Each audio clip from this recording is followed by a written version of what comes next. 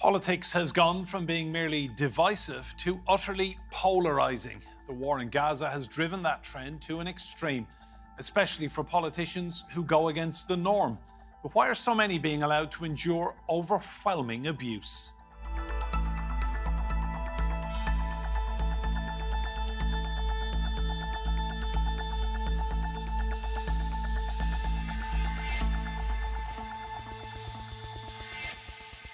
Hello and welcome to Roundtable. I'm Enda Brady. Now, many politicians calling out the humanitarian crisis in Gaza are facing verbal abuse, threats of violence, and even death threats.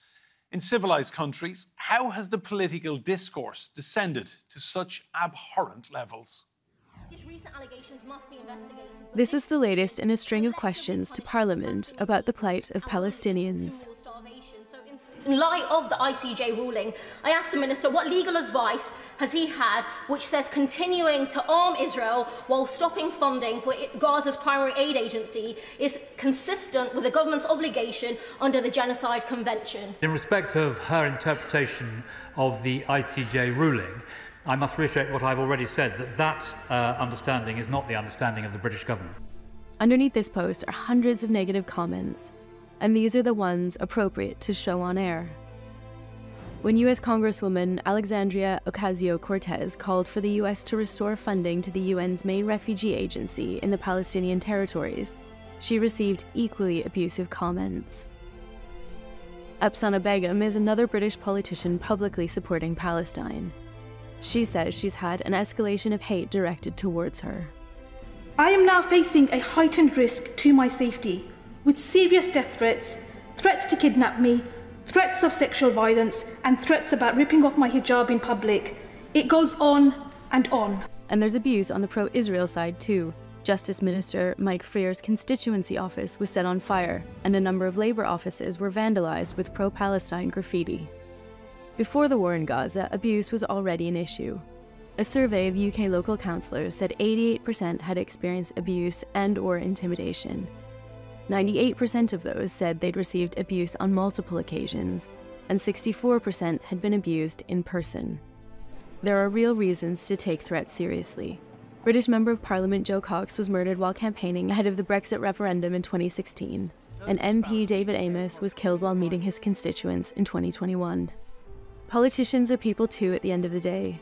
Making decisions about governing the country is difficult enough without worrying about their safety or mental well-being. Let's meet our guests. In Chicago, Illinois, in the United States, is Maggie Slavin. She is Operations Manager at the Council on American Islamic Relations, and she's in their Chicago office, as I say. Joining me from Dewsbury in the UK is Ammar Anwar. He's an independent councillor, and he recently resigned as a councillor in the UK Labour Party over its stance on the Gaza conflict. Here in the studio with me, we have Kamel Hawwash. He is chair of the Palestinian Solidarity Campaign, and we're also joined by Nabila Ramdani. She's a French journalist, broadcaster and academic of Algerian descent, specialising in Anglo-French issues, Islamic affairs and the Arab world. You're all very welcome to this episode of Roundtable. Maggie, I want to start with you. How worried should we be about the level of abuse any public representative is getting online and in person if they stand up for Palestinians?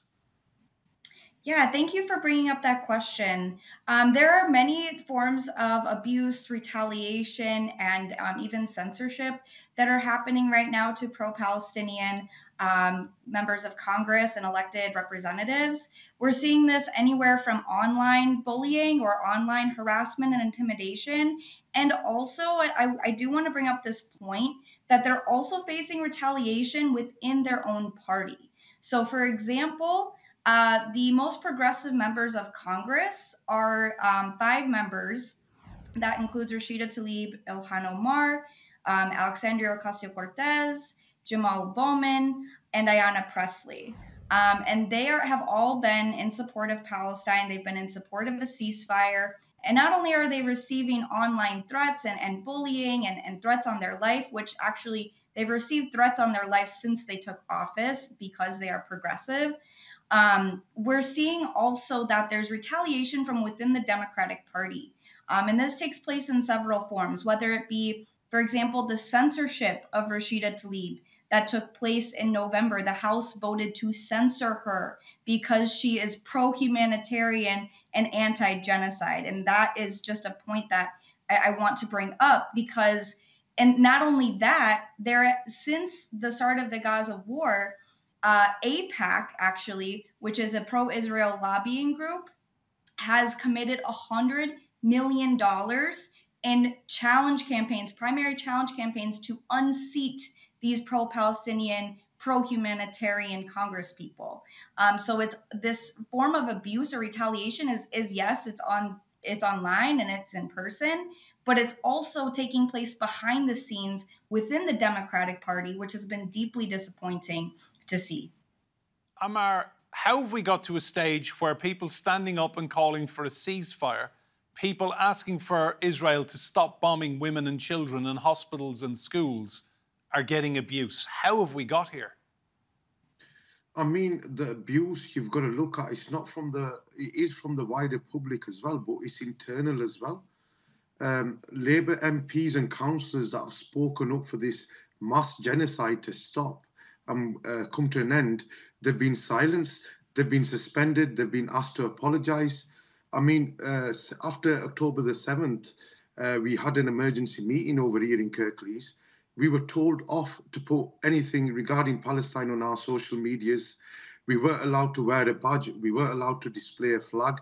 We weren't even allowed to display a bumper sticker. So it's internal what's going on. And when it concerns the wider public, you are going to get targeted. I mean, since my resignation online, I've not had one message sent to me that is against my views or what action I've taken. They've all been supportive messages.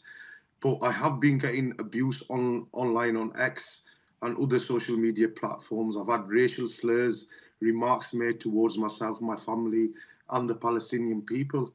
But I expect that from the wider public. But I think until the main political parties here in Britain, the Conservative Party and the Labour Party, do not take swift action on their own policies internally, this is going to continue, I'm afraid. And it's been a clear message from Sir Keir Starmer and Rishi Sunak that they are supporting an apartheid state into genocidal actions in Palestine. And any MP that's spoken up, they've been forced out of the party, they've been suspended. Until they don't make a formal apology, they're not allowed back in the party. It happened last week, it's happened previously, and it's happened today with the MP Tahir Ali, who made a statement in the House of Commons, and he was silenced by Sir Keir Starmer, and he's been forced to apologise today. So it's disgusting behaviour from top to bottom. Nabila, there are approximately 3 million Muslim people living in the United Kingdom. Do you think there's so much anger inside the Muslim community now about this that they will neglect the Labour Party at the election and they will just say, we're appalled by what we're seeing here? Yes, I think, there's no doubt that there has been a huge spikes in, acts of Islamophobia since the latest round of conflict broke out. And not only reports of physical attacks have increased, but also verbal attacks have equally been just as ferocious, including against senior politicians. And those who identify with the pro-Palestinian cause now are saying that they are being pilloried and indeed silenced by anti-Muslim groups.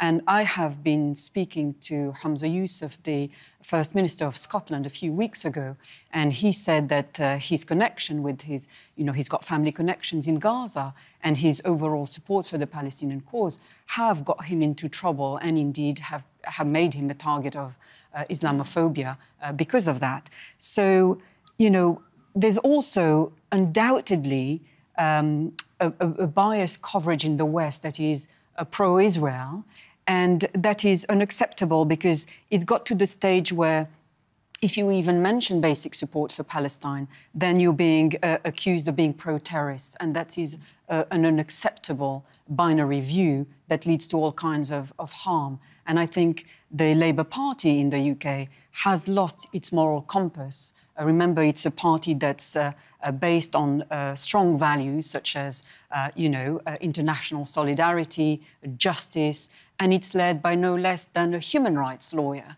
So it is quite baffling and indeed hugely worrying that it's taking such a stance in the face of mass slaughter. I mean, this is in the context of Israel being prosecuted literally for genocide by the International Court of Justice because there is compelling evidence of genocide. Kamel, how upsetting to you is it to see people who are wanting to do the right thing, stand with humanity, stand on the right side of history and call for a ceasefire, and they're getting hounded? It's very upsetting. I mean, first of all, on a personal note, after Keir Starmer had his interview on LBC radio, and he said that Israel had the right to cut water and electricity off, as a member of the Labour Party and as a Palestinian, I could not stay in. So I actually resigned formally. You've left the Labour Party. I resigned formally. I put out an open letter which was shared widely, and I had congratulations from everyone except a couple of pro-Israelis. So it is upsetting that it got to the stage where this human rights lawyer could agree with war crimes. And since the ICJ ruling happened, they haven't really come out to say, oh gosh, we didn't realize it could get to that point. They've continued to just blindly support Israel and to stop support for the Palestinians. And I saw Ammar's video when he resigned. If anyone can't be moved by that, to say, he talked about his daughter asking him what he was doing. If anyone can't be moved by that, including Keir Starmer, then nothing is going to... These people have lost their humanity, because the Palestinian issue now is a human issue. It is about nearly 30,000 people. I estimated yesterday, 30,000 people translates into something like 6,000 families. Imagine that. People who've been displaced. I live in Birmingham, 1 million residents, inhabitants. 2 Birminghams have been displaced. When you think about the scale of this, anyone who hears this should be saying, well, don't talk to me about self-defense, which is so out of proportion that it's resulting in this. And therefore, anyone who stands with Palestine, and I remember when the vote took place about a ceasefire, and their excuses were used, it was brought by the Scottish National Party, and if we vote in... No. The humanity should have said, we must stop the killing. That is the first step, and that is what will begin to bring some peace in the longer term. Kamel, you mentioned the Labour Party. Do you feel Starmer's stance on this has been influenced by the fact that under his predecessor, Jeremy Corbyn, there were allegations of anti-Semitism in the Labour Party, and Starmer wants to move so far away from Corbyn that this is his stance? I think what's behind this is that the people he put around him have told him the way to win the election is to end this suspicion. But the way he's gone about it has been to say nothing to do with Palestine. I don't want anyone to get involved with... Don't mention the name. I don't want to hear this. My wife is Jewish. He's even used that to justify standing with that is no justification. As a human rights lawyer, he should be looking at it in the cold light of day. I remember when it was put to him by the Jewish Chronicle, people are saying that Israel practices apartheid, is an apartheid state. Do you agree with that? He said, no, I don't. But he's a lawyer. There's ample evidence produced by Human Rights Watch and even B'Tselem, an Israeli organization, which came to the conclusion after painstaking research that Israel was practicing apartheid. At the very least, as a human rights lawyer, he should have said, I'm looking into this, and yeah, I'm worried. I will look at this very closely, and if it turns out that there is enough evidence there, I will be speaking to my contacts in Israel to say this isn't on. Nabila, I want to come to you. What's the French view on all of this? Are you seeing this mirrored across the French Republic? Yes, I mean, there's every effort made in France, for example, to demonize politicians such as Jean-Luc Mélenchon of the left and his party, La France Insoumise, France Unbound, because of their widespread support for Palestine. And that this is despite, you know, their party attracting millions of votes in democratic elections. And we regularly see how the French government, whether they're socialists, whether they're Gaullists or centrists, so-called centrists of the Renaissance party of President Macron, go on about banning marches in support of Palestinians. And they argue that pro-Palestine supporters are too unruly and too dangerous to be let out on the streets. Now, this is absurd in a country that was literally a French republic that was built on violent dissent and where you see all kinds of rioting, whether it's to do with yellow vest movements asking for, making their grievances clear by causing a huge amount of damage in France, or indeed those who protested against the pension reforms recently. Maggie, I want to talk about social media platforms and their responsibility. A lot of the hate we see is being driven online. Do you feel it's time for governments to start having these conversations and calling these companies out? Absolutely. I do think that that is a huge problem. And I feel, especially since Elon Musk has bought Twitter, for example, he allowed Donald Trump back onto the platform when he was banned previously, when it was still known as Twitter. And so, yes, I do think that we have a responsibility, the companies have a responsibility to stand up to some of this hate. However, because of free speech, that's how Elon Musk claims it, then that's how a lot of this hate is continuing to spread online. But I do think that there should be a responsibility placed on X and also placed on other social media platforms, because a lot of times we're seeing, for example, Lauren Boebert, who's a representative from Florida, called the squad the Jihad Squad. She openly called them that online. She got a ton of likes, a ton of retweets, and then abuse from there happened. And that's just one example of several examples of abuse online. And because it's not de-escalated, it continues to occur. Ammar, you're prolific on social media. You've already told us about some of the abuse you've had. Do you think governments should now be looking at predominantly X, Twitter, Facebook, talking to these leaders who make an awful lot of money out of these platforms, obscene amounts of cash? Do you think the time has come for some legislation to basically remove these trolls? I mean, I lost faith in the legislation system when Boris Johnson referred to Muslim women who were wearing burqas as letterboxes. So if there's people in power, position of power, that are making such racial slurs towards a certain ethnic minority or a religion, other people that are just normal civilians think it's okay. Because the Prime Minister is saying this, I can say this also. So they haven't set an example from the very top. I mean, you have to start from the top down the way to the bottom. And it's not work like that. I mean, politicians are making remarks like this. We've seen posts of Donald Trump in the past. We've seen the likes of Boris Johnson, what they've made. And people seem to think it's okay to share them opinions and thoughts on social media. I do believe there should be a legislation in place, but do I have faith in a legislation? I don't think so. I don't think there's faith there to be that they're going to pass a law that where it limits certain stuff on social media. I mean, until the owners don't take action, I don't think any government can. That's a very good point, isn't it, Nabila, that Ammar makes. A guy like Boris Johnson writing newspaper columns, he has ridiculed Muslim women, black people, Irish people, gay people, and he ends up in number 10 Downing Street as Prime Minister. What message does that send to the average person on the street, that if he can write these things and refer to Muslim women as he did, as pillar boxes or post boxes, what message does that send to the average person on the street?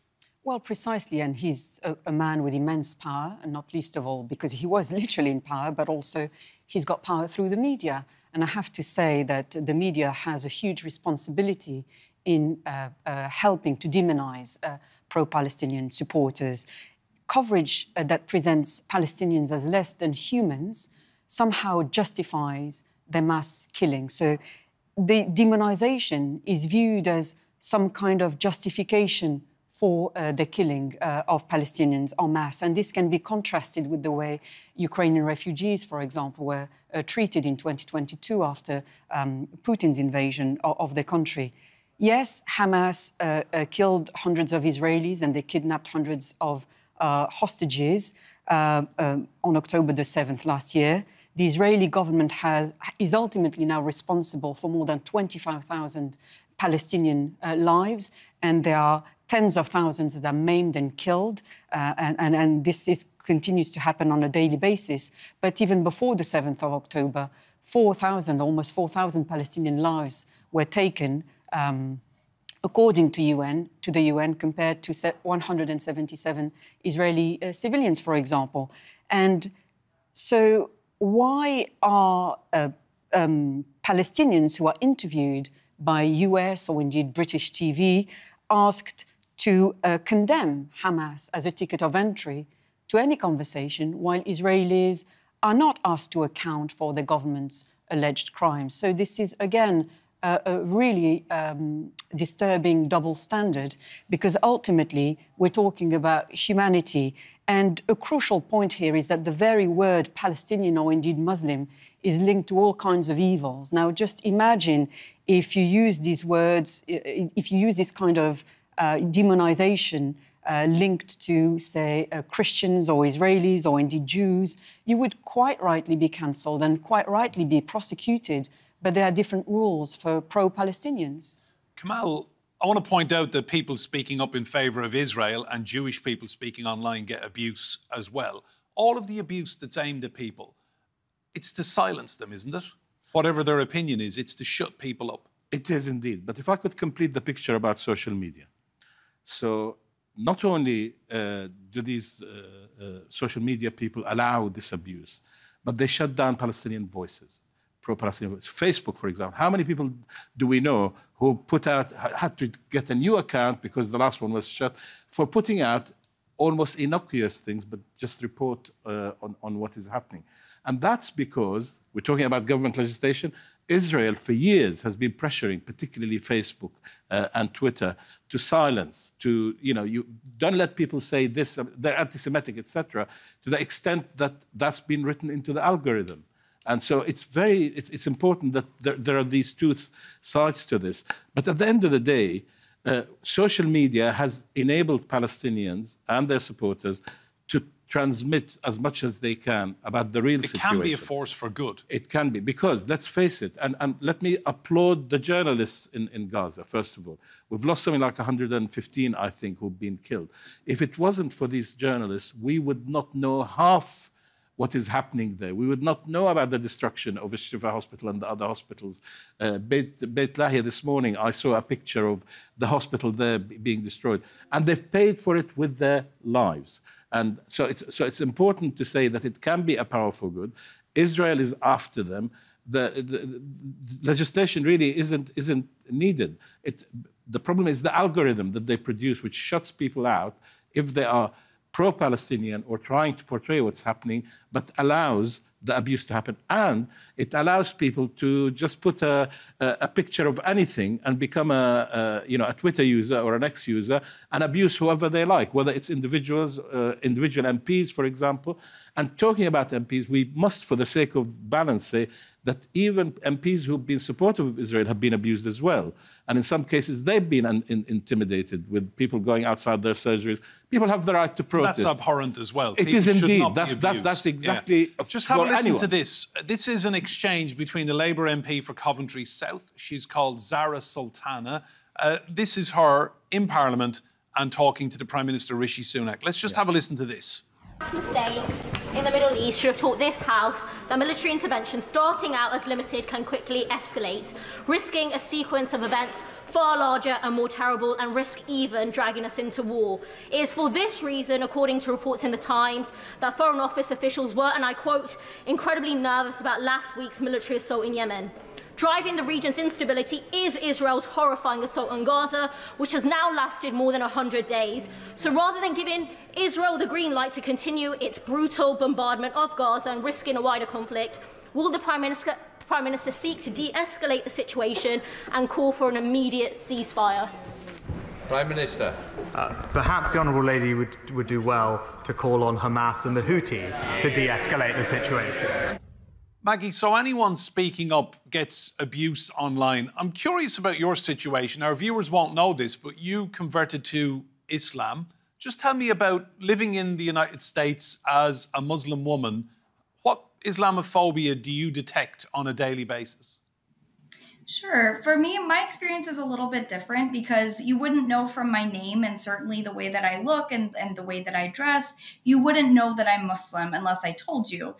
So for me, I don't receive as much Islamophobia or as much abuse online as some others who are visibly Muslim, who wear the hijab, who wear traditional clothing. The only way you could tell that I'm Muslim is that I dress more modestly than others, but you certainly wouldn't be able to tell. However, since I've been working with CAIR, there's been some press coverage, especially since October 7th, about the war in Gaza and about the clients that we're helping that are facing discrimination from their employers, from their schools. And also we've supported families who have, families in the Chicago area who have families in Gaza. We've called on elected officials for a ceasefire. And since then, I would say I've gotten some backlash. The comments on X, Twitter are mean, but I certainly don't face it as much as somebody who is visibly Muslim. However, my husband, who does look visibly Muslim, he's South Asian, he has a beard, he dresses a little bit more traditional, not fully, but more traditional. And he's also a driver. He's a limo driver. And some of the comments that he gets from his passengers, there was a passenger the other day who asked him if he supported Hamas. And that was just because his last name is Hussein. And that, to me, those like daily interactions or seeing that online a little bit, but also seeing it, what my husband faces is really, really disturbing. And it feels like we're back in this post 9/11 cartoonish type atmosphere. And that's not to mention the thousands of people that CAIR has helped since October 7th in issues with discrimination, with their employer, with school, or that have experienced Islamophobic attacks. Maggie, thank you. And to Ammar as well, and my guests here in the studio, Nabila and Kamel. Remember, you can see more discussion and debate on our YouTube channel. Just search for Roundtable TRT World. But from me, Enda Brady, and all of the team here, goodbye and thank you for watching.